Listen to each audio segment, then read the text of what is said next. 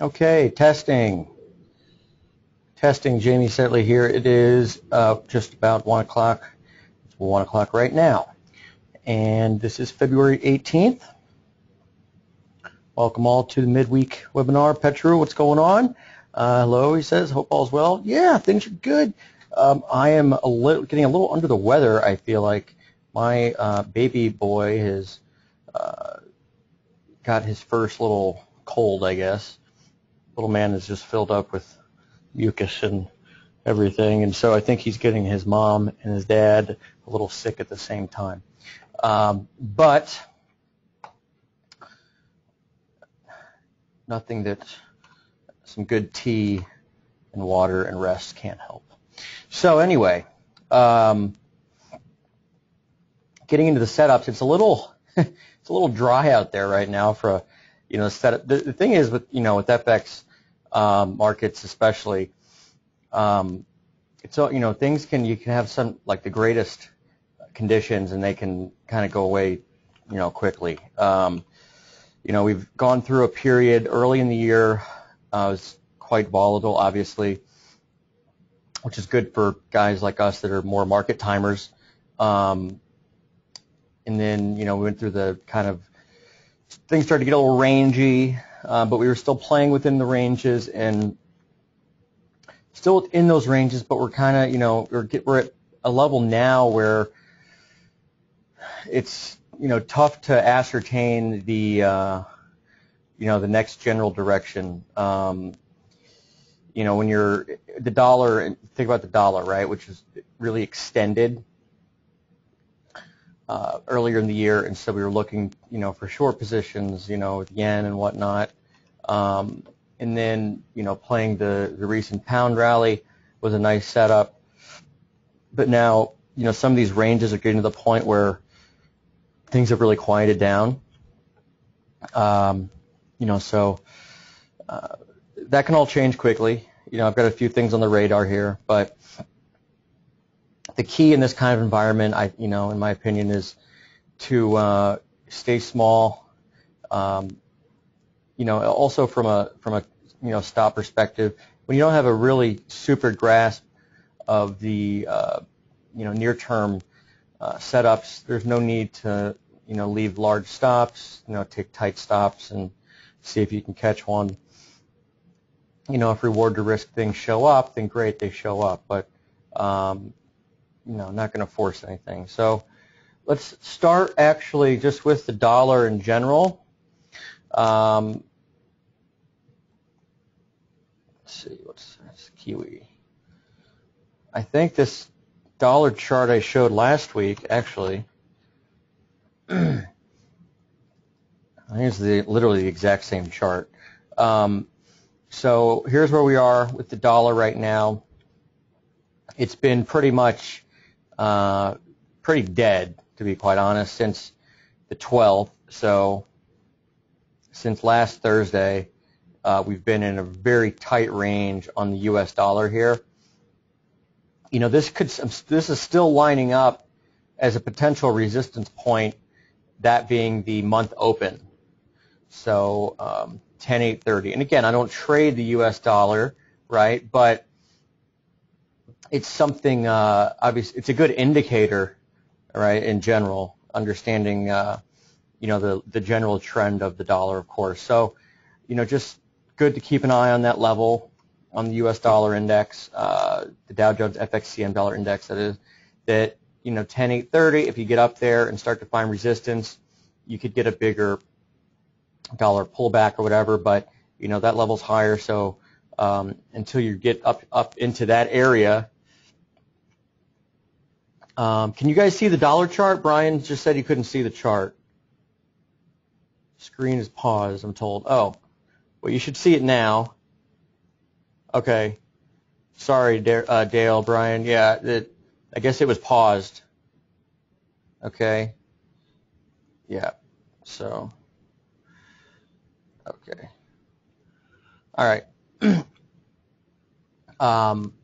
Okay, so again, the U.S. dollar. We don't know if this is a topping process or if this is a consolidation before yet another leg higher, right? There's just no way to know ahead of time. So the best way to protect yourself, as always, is simply wait for the setup and, time the market with tight stops. So, if there's going to be a dollar short play, I'll reiterate the same thing I said last week. It's either going to be, and I mean a broader dollar short play, not like a trade here and there, but it's either going to be on a failure up on this parallel, okay, finding resistance here, or it's going to be on a full-on breakdown below this median line, okay? So at this juncture, we're obviously sitting in the middle of nowhere. We're in no man's land. You kind of see that best actually in dollar yen. So I just wanted to get that chart out of the way quickly. Now let's take a look. I want to take a look at the euro. Kind of shooting myself a little bit here lately, because with the euro, we have had great levels to trade, right? Despite all the obnoxious, silly back and forth with all this grease that, we've actually had some decent levels to play off of. I guess just been kind of gun shy with all this macro data. You're worried about getting, or all this, I should say, macro event risk with Greece. You're worried about getting ticked out on a stop. But in any case, from last night's post, the red line, right, that was the former support line from the the June and October lows, 2014. Okay, it's been resistance for all of February. We broke above it on some sort of grease rumor here at 7 a.m. yesterday morning, and then retreated, came right back. The gray line is that median line from using construct from the June high and October low and October high, using the three pivots there. So we've run into some really big levels. Okay, we also had upslope resistance here, okay, which proved to be actually very precise. But let's move on to where we are right now. So look, we could have, this could be a wave, basically everything from the lows corrective, okay, even the downswings. So this could be something like an A. You could have a triangle, okay, you have an A. We could be working lower in a large B wave that could get down towards 111, 50, 112, 50, whatever. So that might be the next trade in the euro. As far as finding resistance is concerned on a near-term basis, I'm going to show you a different chart. Now that we're kind of starting to trade below this support level that's held, okay, this slope here, I'm going to bring up a different chart with what could be the operable slope on the downside to operate with at this point. So one of the first things you want to do, okay, when you're drawing a fork, okay, and really, I say the fork is really all about finding the right slope to work on, okay? It's not, necessarily the fact that it's the fork itself, it's that it sprays out three lines, and then you can find and see if those have touch points. They might not have touch points on those exact lines, right? In this case, the median line here does cut through this price action here, but what's really great, what you really want to see,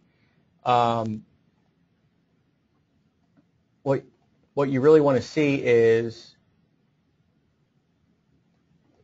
a couple exact touches, okay? And in this case, the sliding parallel, okay, from here that extends off this high back on the 5th actually touches the low here on the 16th perfectly. Okay, that would be what, Monday's low, I guess. And even if we, extend it here, you can see the price action all throughout yesterday and last night and this morning in Europe touches all these levels here. Okay, even if we were to slide this over to here, you can see the touch points, right? Here and here. So when you see something like this, it, gives you some confidence that you're working with the right the right slope. So what I would be looking for at this point now, oh, actually, there's something else I can show you too. So see, it's even better when you get multiple forks, right? And in this case, we can draw this one. And guess what? That intersects perfectly over here or over here. So if we draw some horizontal lines on some levels that have been,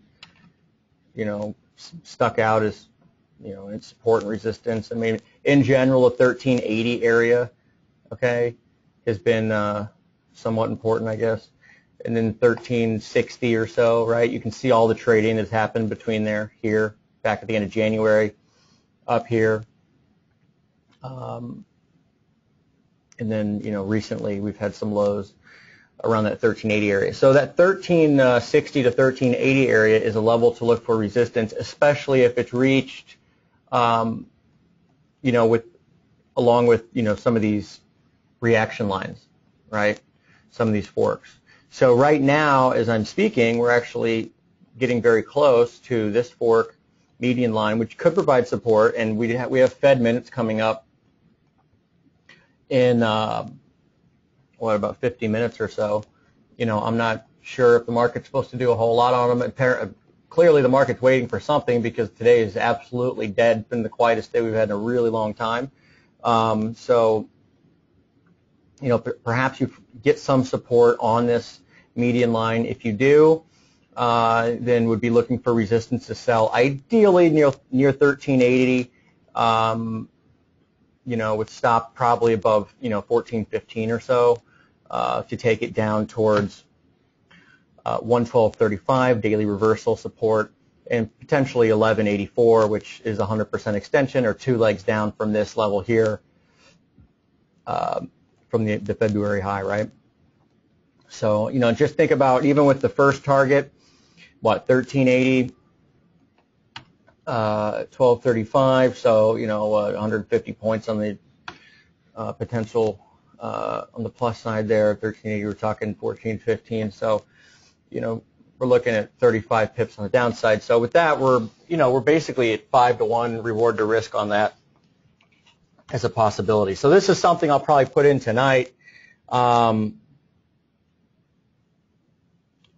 Yeah, okay. Oh, so, okay, there's a question here. FIDA has a question. I'm new to SB Trade. Tell me how to use the pending trades of these entry orders valid.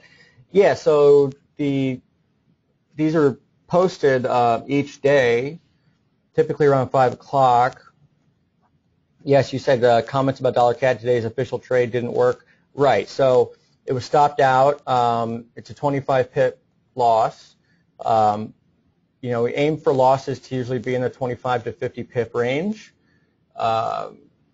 And yeah, it was stopped out, but, I guess it's, as far as how to use it, I mean, the swing trades, yeah, again, they're, unless I state otherwise, they're, valid, okay, for 24 hours. Okay, you'll notice that most of the trades, for example, trade history, this doesn't include this week's, but it's up to last week.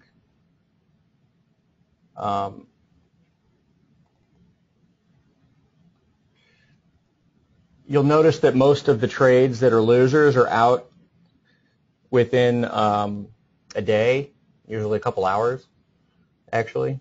The winners are meant to last a little longer, so there'll be more, just the way my style is as far as these trades are concerned, they're usually going to be more losers than winners, but the winner is usually going to be 4 or 5 times as much as the losers. So, that's kind of the way we aim to do things with the swing trades. Right now, obviously the market's not moving a whole lot, just in the last, week or so. So, the opportunities probably haven't been as plentiful, not as many options here. But, yes, to give you an idea of how to use it, yeah, it's just, valid for till the next day, you know, and if it's still a trade that hasn't been triggered, then the order will appear there the next day as well. Okay. So back to the market real quick. The euro looking here for some possible support down along this median line. And then if we get it, and, you know, we'll be looking to sell a bounce. What's interesting to note is that, you know, timing-wise, this area here with the arrow, okay, is about,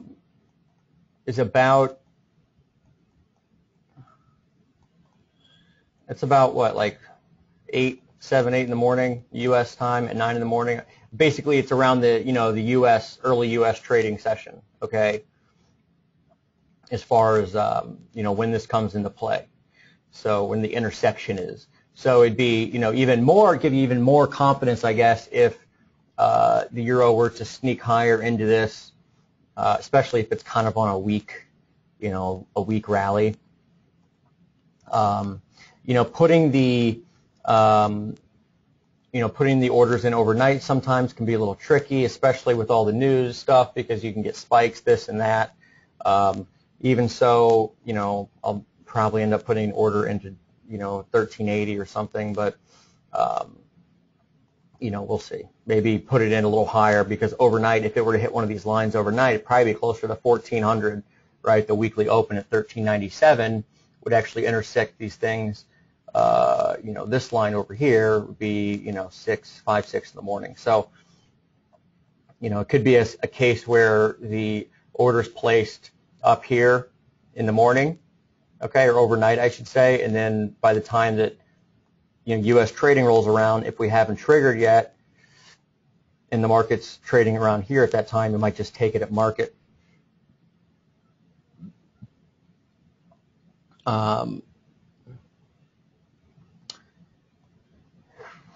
Let's see, GS talking about euro.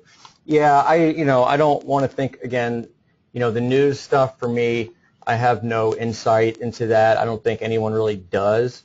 So, you know, it's proven basically that anytime you get a news-induced Greece, whatever, rally, you pretty much every time it's a faded rally. So I wouldn't look too much into the Grexit or try to analyze it or anything else.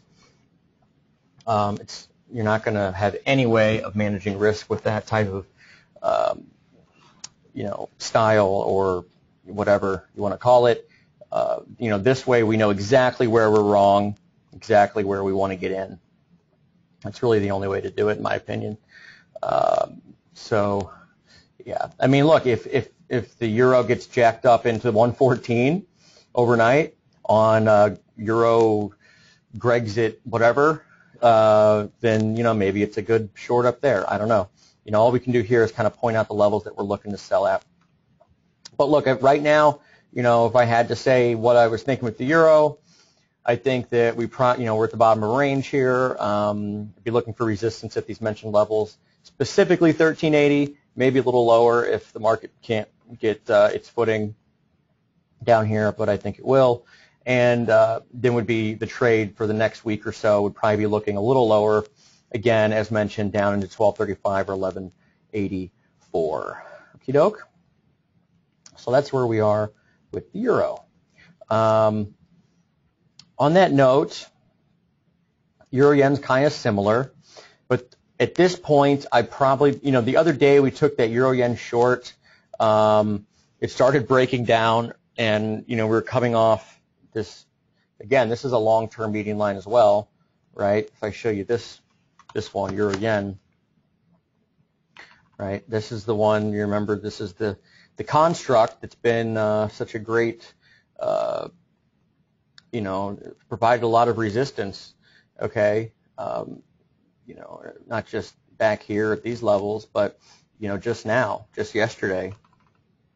So unfortunately for us, we shorted before a news-induced spike, which has now been retraced. Currently trading what, 35.26. With euro yen, however, go to the new chart. Again, this one should really be in gray because it's not qualified. I talked about this last week, right? Qualifying a median line. With this one, it's just like the euro for the most part. Maybe a little less confident just because I'm not too sure what's going on with the dollar yen right now. We'll take a stab at that in a sec. But with the euro yen, you might be looking at resistance tonight up at 35.68. Okay, so that might be a place where we look to take a short position as well. Okay, and with 35.68, you'd be talking about risk. Basically 36.25, maybe a little tighter. Maybe you could keep it to 36.10. And looking to take it down, towards this lower parallel, which probably about 34.70. But if you can break this thing, then that opens up the larger range of 32.50 month open and all that. And that's really what I should say, favor, I guess, because look, as long as we're at, I can't even stress to you how big a level we're at in the euro, these euro crosses, euro yen and euro dollar in particular, right? With the euro dollar testing such huge levels, we're talking about the median line that goes back, to June, okay? Talking about a level that's been major resistance for some time. So a break above that would be quite significant, okay? And then with the euro yen, we're at the median line. We're retesting it for the first time after, it was old support for a while, okay? And then once it went, this thing totally broke down and fell apart. And now we're back at that level for the first time, okay? Basically in a month and a half, okay? Because this was the very beginning of June. So, from this standpoint, literally drawing or putting a stop over 136.23, yesterday's high, I mean, you're talking about the potential to return all the way down towards, again, 132.50, bottom of the range / the month open, if not even lower than that, okay? So, we're at an extremely critical point in these euro dollar, euro yen crosses. I just can't stress that enough. Okay, so don't give up on euro dollar, euro yen, just yet. Well, I should say more. Don't give up on euro yen because we've already tried it once this week and it didn't work out. But we might be getting in at this price basically where we got out in the first place, but without all the time risk involved. All right, I want to take a look at the Kiwi dollar. Remember the Kiwi.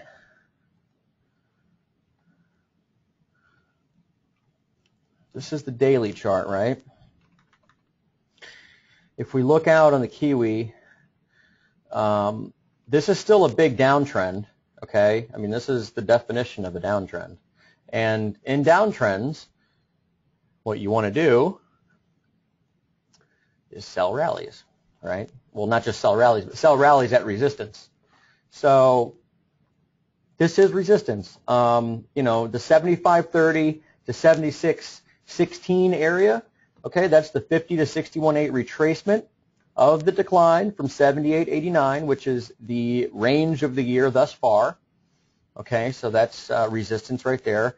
We also have resistance, of course, from this red line, okay, former support. Okay, former support becomes resistance. It's basically the entire tenet of technical analysis, and why charts work.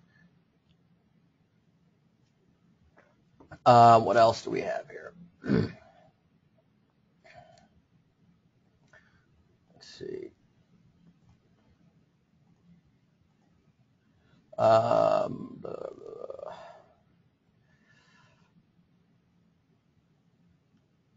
This slope is, we've kind of broken above it now, or in the general vicinity.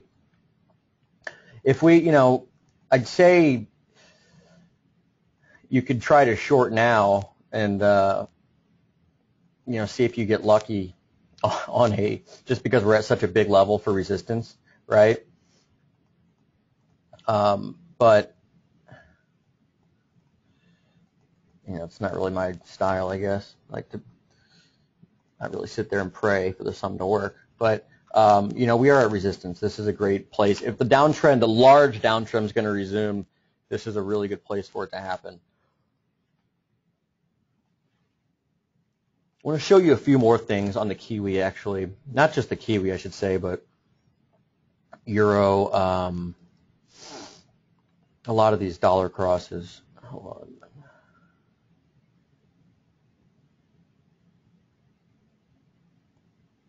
Yeah. All right. So let me change workspace real quick. Okay. Here we go.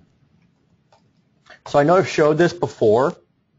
These are longer term momentum signals, and the red dots, all they indicate is it's kind of a warning of, the market's been in a strong downtrend and it's time to sell at resistance. Or a blue dot would be the market's been in an uptrend and it's time to buy at support. You can see they'll work. Sometimes they don't work. Sometimes you get a whole string of them before they work. We've gotten a whole string of them here with the euro recently. So it tells us the momentum profile is still quite bearish. You can see that RSI has recovered just barely to the 40s here with the euro. Typically bear market rallies will stop around 50, 60, as so happened back in October as well as December. Take a look at the Kiwi dollar. Yesterday we got one in the Kiwi. You can see the last 2 days we've gotten one in the Kiwi. Okay, and you can see that RSI, in the daily chart here, is exactly where it has been throughout this whole bear process, right? RSI peaking up around 60. Right, this is bigger picture stuff. This isn't going to help you time it within, 20 or 30 pips to the high or whatever, but it's nice to have a sense of the possibilities of the market could really resume its larger downturn from these levels, okay? Pound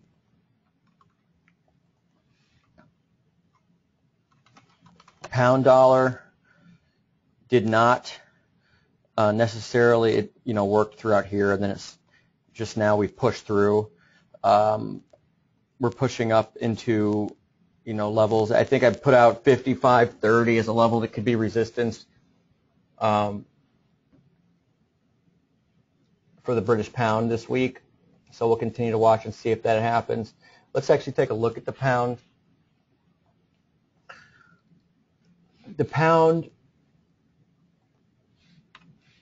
continues to eke higher and starting to lose patience with the idea of a larger, broader resumption of the downtrend. But, a level where it could happen still is going to be up here around this 55.30 area, right? If you remember from the Sunday night piece, that level talked about 55.30 as an area that could very well provide resistance for resuming lower because it was a longer term median line as well as the shorter term upward sloping median line, right, is this level right here, okay, 55.30 this week basically, okay. And speaking of momentum signals, this is something I wanted to show you. I forgot to show you guys. Momentum, this is a weekly chart. Okay, so these are weekly signals. These are really big signals. And as you can see, we got a weekly resumption downtrend signal, or I should say not resumption, but warning that this thing's going to resume lower, could resume lower in the pound last week. Okay, the big red dot, that's what that means. You're going to have these signals either be really good or they're probably going to be terrible. There's usually no in between. You can see some of the buy signals here, warning that you're getting buy warnings down here, buy warnings down here. Here was a sell warning. It did turn down for a few weeks. Sell warnings before this thing tanked in 2013. In that one, you were talking, like 1,000 pips within a couple weeks. This is the first sell warning we've had since June of 2013. Buy warnings we had last year, and of course we had some buy warnings here after the market had turned, but no one knew it yet. So, this one would have been, sell warnings that never would have worked. This one, the initial sell warning would have worked, and then off the 2009 low, they wouldn't have worked. So, combining this with the fact that this isn't enough by itself for a trade signal. It's just a warning. That's all it is. But when we combine that with the fact that we do have this very defined, slope line at 55.30 this week, and a confluence on the upside at 55.30, and again, this could be some sort of, you've got a wedge going on here, right? Overlapping. Even if this is part of a larger rally, say that this is wave one of a diagonal from the low in January, even if that is the case, we probably get a return all the way down towards 151 or so, at least 152. Why? Because leading diagonals are often retraced a large amount, at least 78.6% of their progress. Okay, and again, first waves usually retrace quite sharply anyway because they are the first wave in a larger sequence. In order to get a much more powerful rally, you need to turn sentiment around again. In order to do that, you've got to get a much deeper decline before you get a rally. So, add it all together, and we're looking at, again, still looking for a topping out point near 55.30. 54.80 is a level I'd keep in mind, I guess, because you've got the former lows there. 55.30 is a natural point, again, based on the median lines across multiple time frames.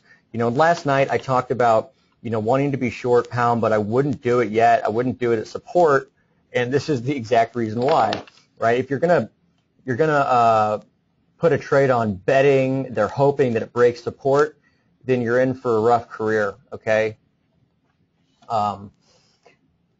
In order to get short this last night, I had drawn lines that I wanted the market to act in a certain way. I don't know if it's going to do that or not, but what you want to do is you want to break support, get the next support, see if you can have that old support act as resistance, and then go short. Okay, as you can see, the market just rebounded right off of it. So, you can have all the big picture thoughts you want in the world, but if you can't time it right, then you're never going to make any money. All right, and that's what we're trying to do here is, time it, with our bigger picture thoughts for the swing trades. I still think there's a potentially great opportunity in the pound, but, we've just got to be patient here and wait for our shot. Okay, we tried doing it last week. Obviously, we took a 50 pip stop. Luckily, we were long off the lows down here, though, too, so that at least gave us something on the black side of the ledger.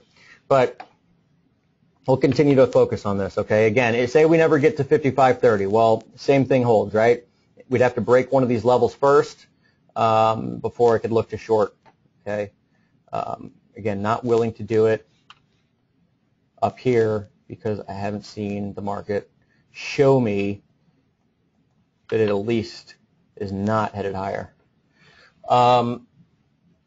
Kiwi dollar on the short term, we looked at the bigger picture, and here's the short term. Again, this is the same red line, right? This is an hourly chart, and it's kind of similar to the pound, okay, in the sense that the market's still trending higher.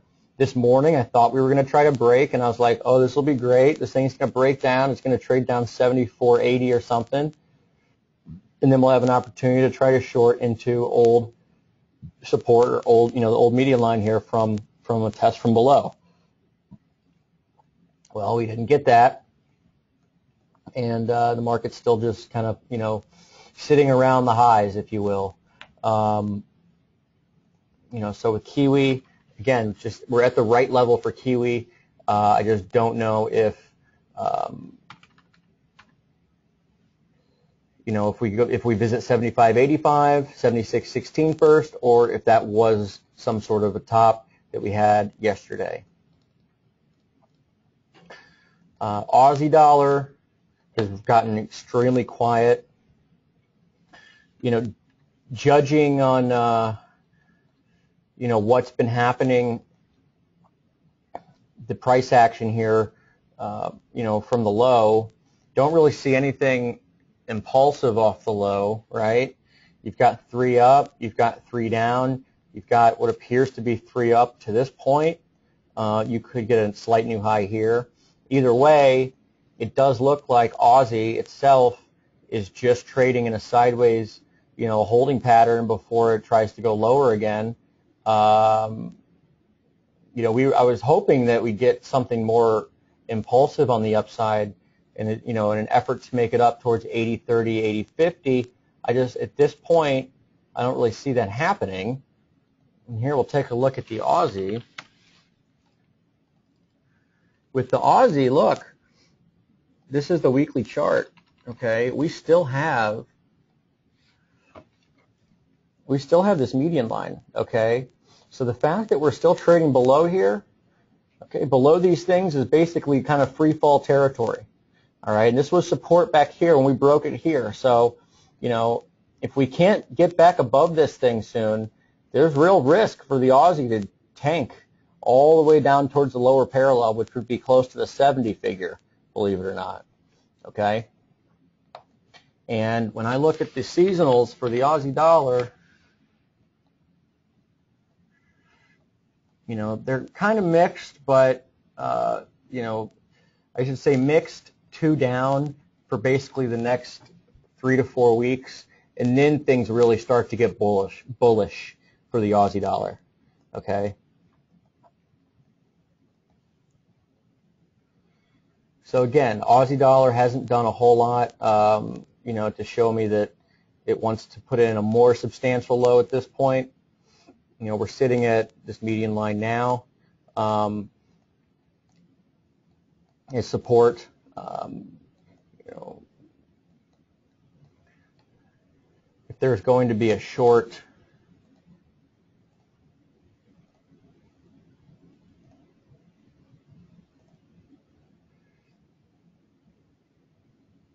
I don't really even have downslope to work with. You don't know if that's has any influence at all just yet. Yeah, so Aussie might be, again, something we probably want to stay away from for a little bit, just at least until things clear up, because just don't have anything to work with right now. Okay, so I had a question about the CAD from Lubna Yassin here. Sure, so dollar CAD,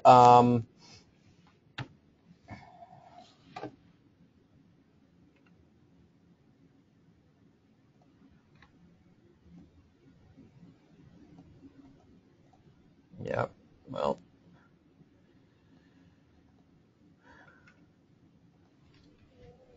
unfortunately for us, we got stopped out after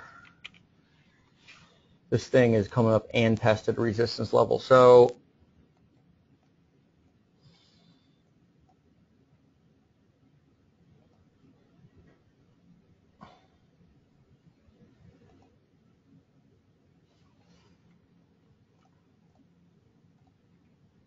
you know, sometimes the best thing to do is not look at the pair because you don't have you know, put on a trade with the idea.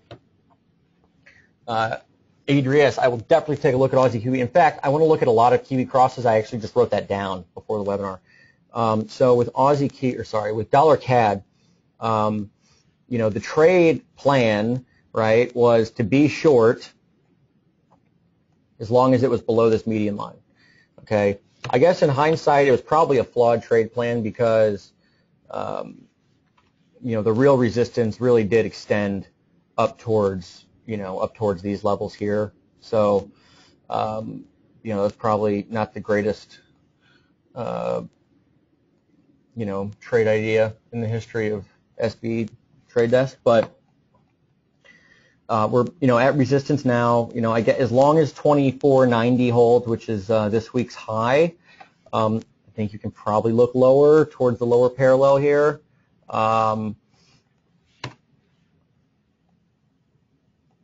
It's awfully difficult at this point. The trades that we were looking at with dollar CAD as far as reward to risk situation were, we're shorting up at these, month open and stuff like that. We had this entry on Friday. We had an entry to short this line here. Okay, and we missed the entry by like 5 or 10 pips or something, so that was kind of a bummer as well.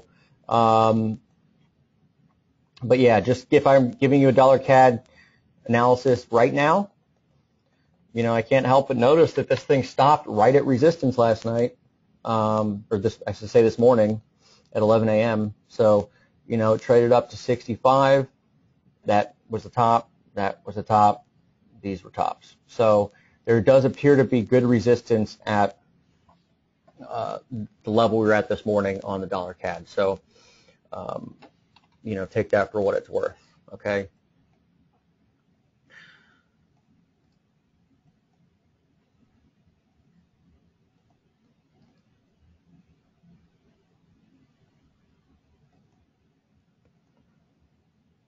Let's see here. Dollar CAD, where are we at? Okay. All right. So I'm going to get into some of the other pairs.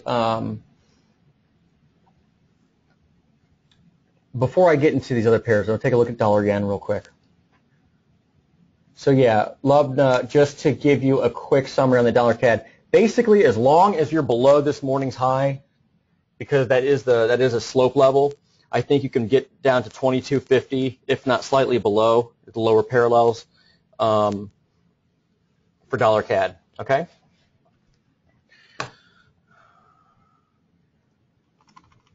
All right. So dollar yen, just if you remember where we were just a week ago, we were talking about the importance of the triple confluence up here. The fact that we traded off that level with such vigor, I think, tells me it's important. It's an important level. So I'd be looking to the downside in dollar CAD broadly. But look, over the next few days, things can get quite hairy. So we continue to hold up at levels that you'd think would hold. You can count 5 waves down here: 1, 2, then 1, 2, 3, 4, 5, and then that's 3, and then 4, and then 5. And then this could be A. We could be going sideways in a B wave. Again, support probably 1880 comes in tonight around Asian hours. Resistance, you've got 1960 as a high volume level, as well as a fib level there, 61.8, and then you've got basically 120 is the year open, right? So, some of these, and then finally the upper parallel, wherever it may come into play, that could be up again near 120 or 120.20 again. But in any case, with dollar yen, I'm of the mind that the next few days, I just want to let it kind of do whatever it's going to do.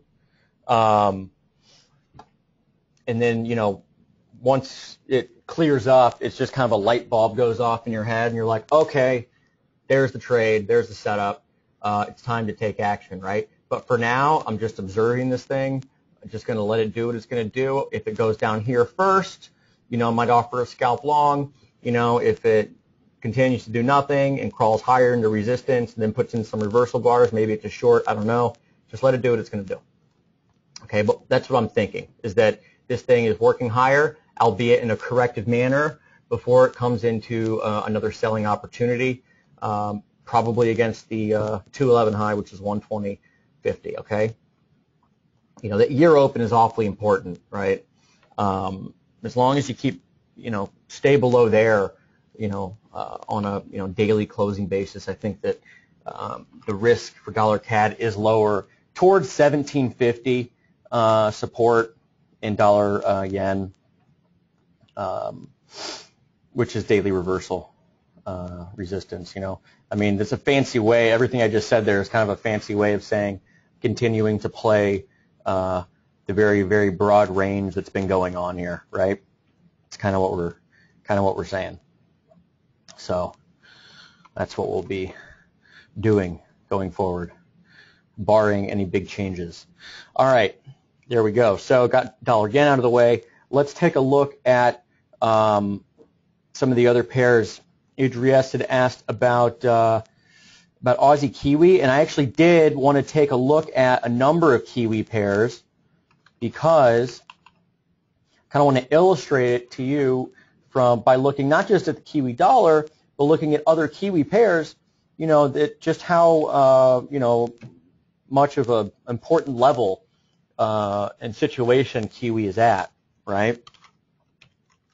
So first one we want to look at is Kiwi yen because it's the prettiest as far as, just a pure market level standpoint, okay? All right, so here's Kiwi yen. You can zoom back, way back, right? We're going back all the way to middle of 2013. We've got this wedge rally. We've got the biggest decline that we've had basically in 2 years. The market's recovered, and it's recovered and stalled at a point that has been pretty decent, from an inflection point, standpoint. You've got the high back here in April of 2014, okay? You've got a series of lows right here, one from earlier this year and one from December, and now we're back here in February. What's interesting, I just noticed this, but this was December 16th, this was January 14th, and now here we were yesterday on February 17th. So the middle of every month so far, in the last 3 months, dollar or Kiwi yen has been basically at the same exact level, okay? Now also, if we take a look at, now look on a 60-minute chart, you can see what this thing looks like, okay? It's still within this wedge-type formation, so I'm not saying it can't go higher, okay?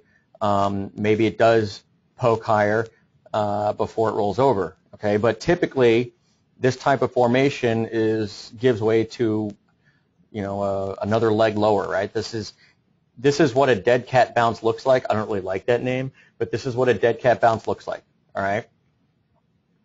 And it's, quite the dead cat bounce. Has been going on for 2 weeks now, but this is the shape and form that you usually get. And the signal to short this thing, you want to see it get out of here. So you want to see it break some support, okay? If it can do that, great. If you get a spike up here, you don't want to short. There's a saying, never short a quiet market, right?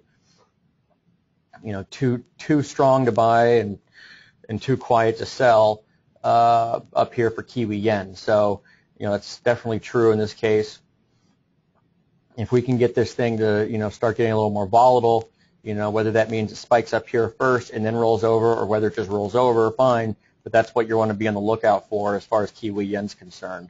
Okay, so, I don't know if it's going to be a function of more Kiwi or more yen, but regardless, pointing out that Kiwi yen is trading at what could be very important resistance for a very important top over really the next few days. Let's get into pound Kiwi. This is one that, this is probably the chart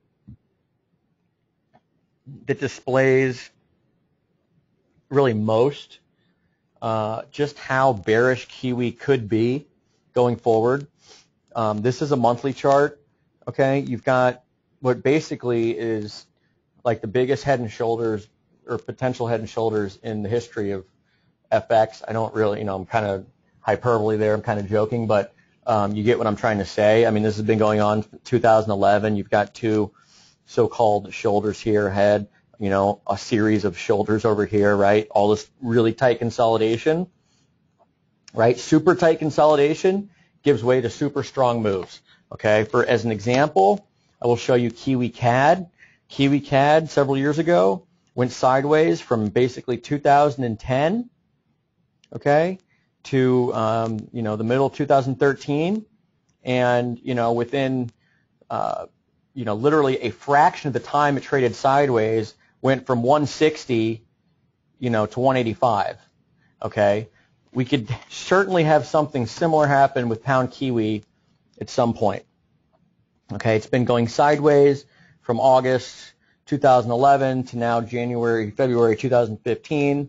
Again, the target for this thing, if you ever do get a substantial breakout, you're talking about a target up near basically 244, which incidentally is the lows that we had all the way back here in December and 2007 and February 2008. Now, the problem with this, of course, is that if this does end up being a function of kiwi weakness, then the pips are beginning to become less and less and less, but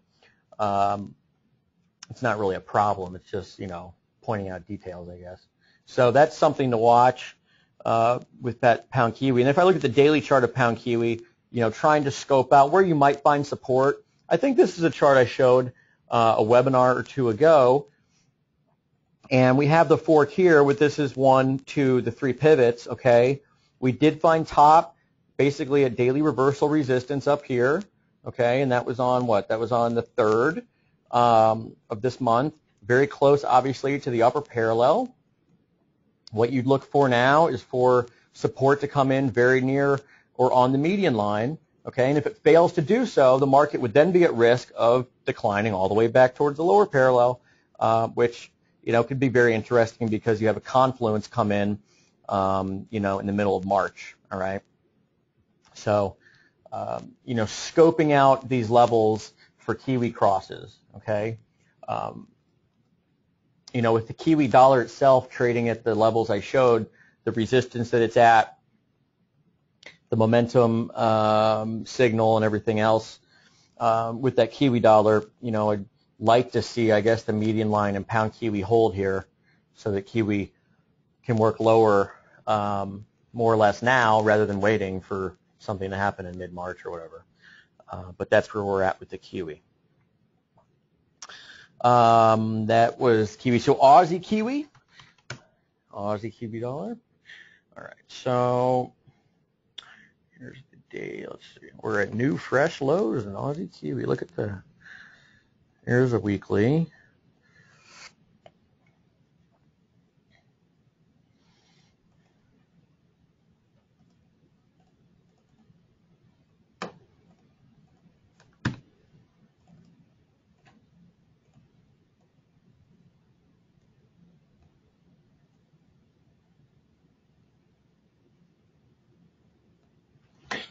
All right, so I, for one, don't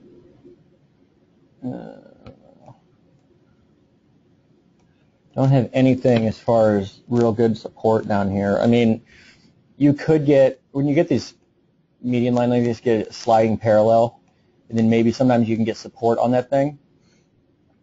What you also want to do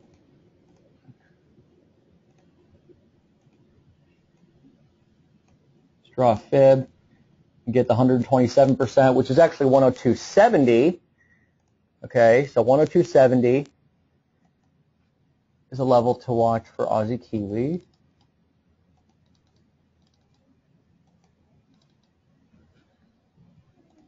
Draw another one here.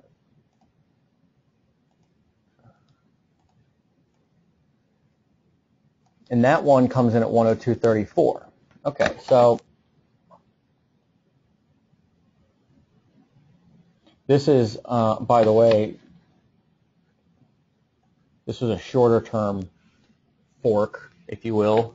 Okay, so you can see that this fork from here, these 3 pivots, lower parallel nailed that low early in the year. Didn't quite get to the upper parallel for resistance, of course. Okay, but this would seem to be the best thing to follow in the near term, right? Look, it's pop. Maybe you get some support from this, because there is some slope here,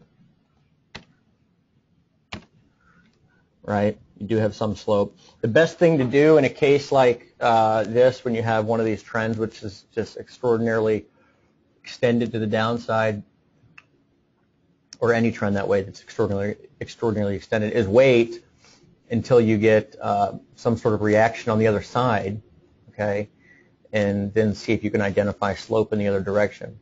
You know, to this point, we really haven't been able to do that. So, in fact, we keep identifying new downslopes, right, to trade with.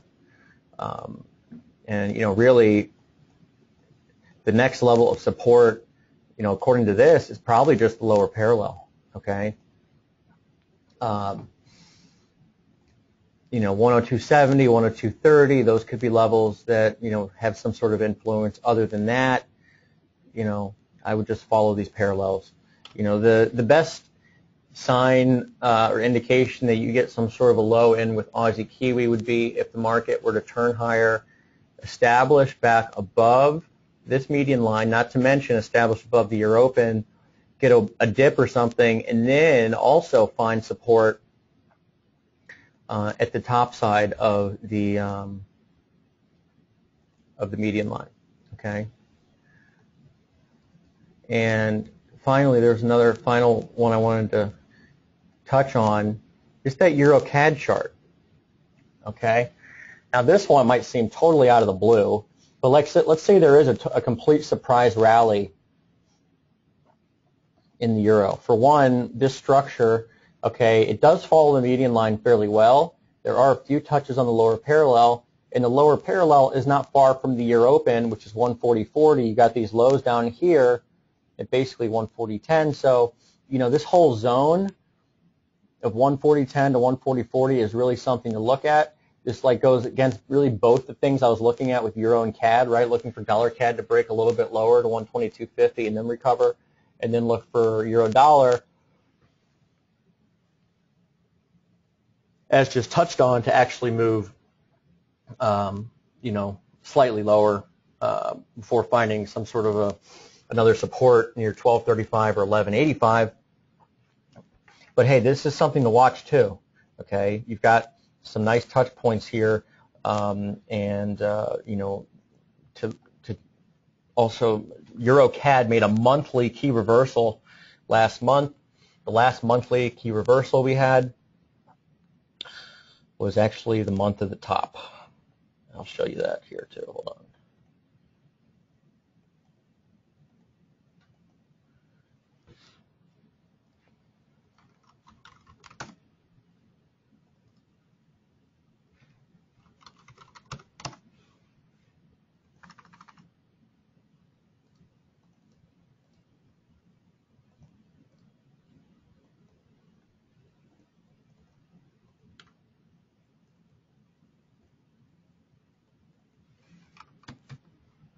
Okay, so there you go.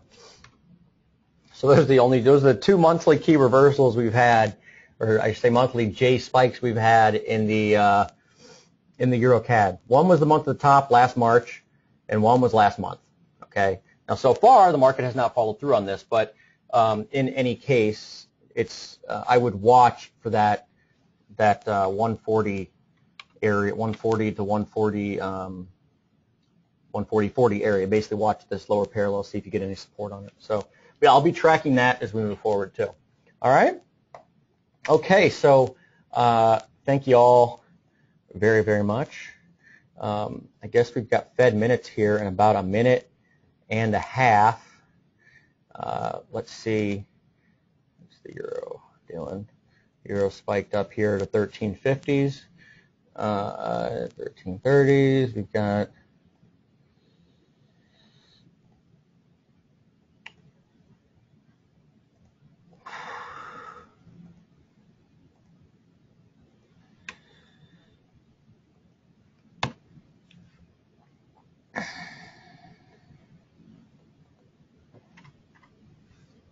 so we'll sit here and watch some of the, I want to keep two euro charts up actually.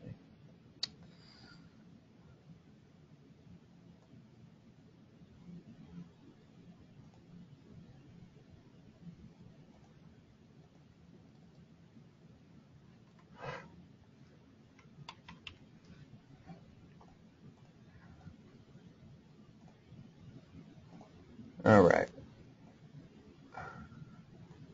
Okay, so these minutes are going to come out. The euro is probably going to be the most interesting thing at the moment because you've got, again, that median line right here, still got the resistance higher up here. So if you get some sort of really stupid spike up to 14, it might be worth a short, but we'll see. All right, so 2 o'clock, here we go. Dollar's taking a crap right off the bat.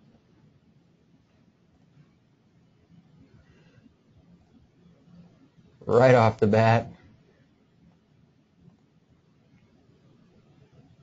And right into resistance is the euro.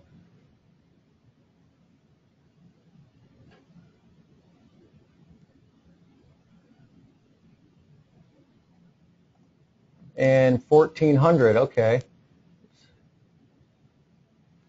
Right into the weekly open. And dollar yen's at support. And I took a short at euro at 13.92. 13.92.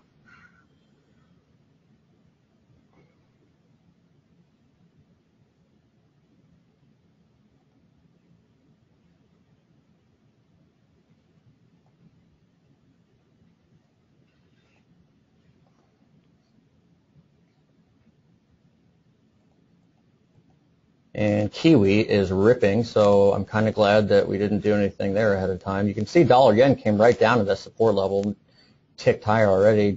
Euro dollar, same thing. Week open 13.97, coming off a little bit.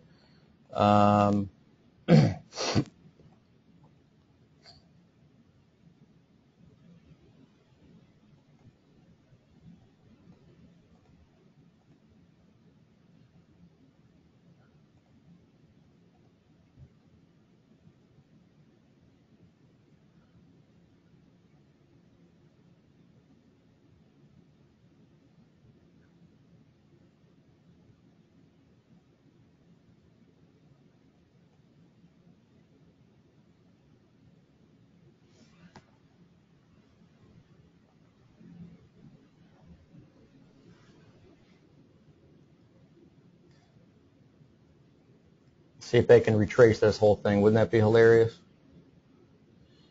All right, 25, taking off half of the euro there.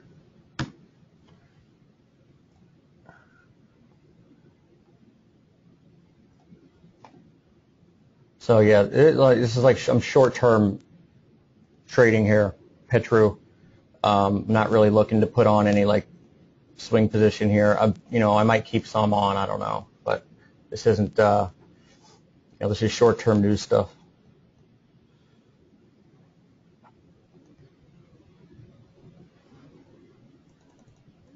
With the euro thing, your stop would have to be up. What is it? 14.50 probably at this point.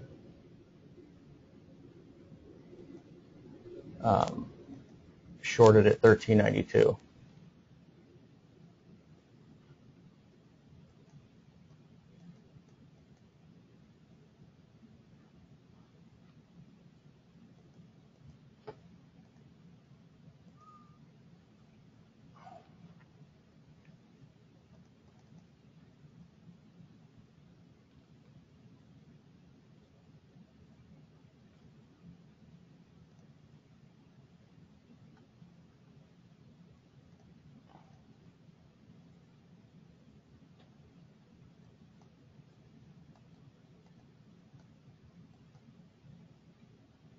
And euro's coming back. So as you can see, it can be quite useful to have these little lines on your chart that tell you. You see where the euro just stopped? Actually, it stopped onto the tick at the month opening price at 13.97. So I took off half the trade as it came back into 13.76, and here we're just sitting here. So what I'm going to do is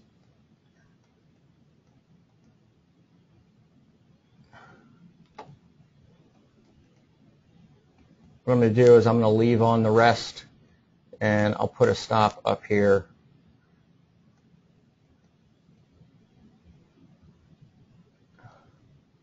put a stop up at 14.20 and leave the rest on. And see if I can target a bigger drop, but that's all I've got. All right, guys. So thanks again for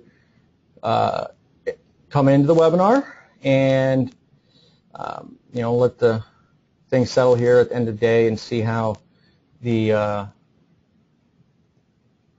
market wants to react. But later, guys, have a good one. Be out with the update later today. All right, bye.